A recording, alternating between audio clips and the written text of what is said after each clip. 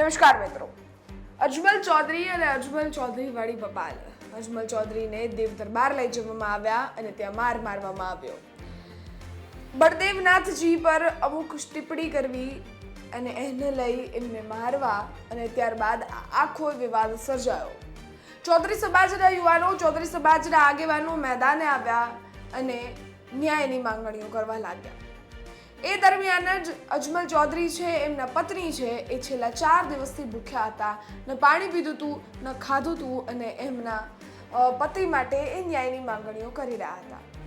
ગઈકાલે જે રીતે બળદેવનાથ છે એમને લઈ જવામાં આવ્યા, પૂછપરછ કરવામાં આવી, એ અરજી ઉપર પોલીસે એક્શન લીધી અને ત્યારબાદ ભીમાભાઈ ચૌધરી, જે ચૌધરી સમાજના આગેવાન છે, એમનું નિવેદન જોવા મળ્યું અને સાથે જ એમને એવું કહ્યું કે આ ઘટના અંગે હવે આખી જે સર્જાયો હતો વિવાદ, એમાં બળદેવનાથ છે એમની પૂછપરછ ચાલી રહી છે. એ જ પૂછપરછ પૂર્ણ પણ થઈ અને બળદેવનાથ છે એ એમને છોડવામાં પણ આવ્યા, એ પાછા પણ ગયા. પરંતુ અજમલ ચૌધરી છે એમના પત્નીના પારણા કરવામાં આવ્યા છે. એમના પત્ની છે એમના પારણા કરવામાં આવ્યા છે અને પૂર્વ ધારાસભ્ય છે એમણે હાજરી આપી છે.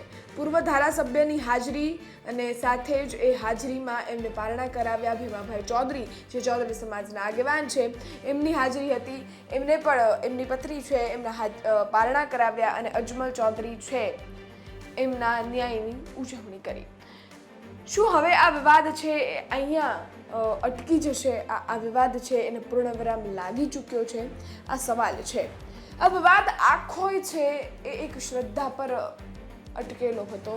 એનું કારણ હતું એ દેવ દરબાર છે, એનાથી અનેક લોકો છે એમની આસ્થાઓ જોડાયેલી છે અને એમાં જ આખો વિવાદ છે એમાં જે અજમલભાઈ ચૌધરી છે એમને આ ઘટનામાં જે બળદેવગીરી બાપુ છે એમને લઈ બોલ્યા હતા અને ત્યારબાદ એમના જે માણસો છે એમને લઈ ગયા હતા, એમને માર્યું હતું એવા આક્ષેપો સાથે એ જે 4 આરોપીઓ હતા એની ધરપકડ પણ કરી હતી. પરંતુ આ બધી જ વસ્તુઓમાં હવે ચૌધરી સમાજ અને ભીમાભાઈ ચૌધરી, જે આખી ઘટના છે એમાં આગેવાન રહ્યા હતા, એ શું પગલાં લેશે, એ શું ફેસલો લેશે, એ જોવું રહ્યું.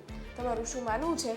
કમેન્ટ બોક્સમાં કમેન્ટ ચોક્કસથી કરજો. આપના અભિપ્રાય અમારા સુધી ચોક્કસથી પહોંચાડજો. ફરી મળીશું. ગુજરાત તક જોતા રહો. ધન્યવાદ.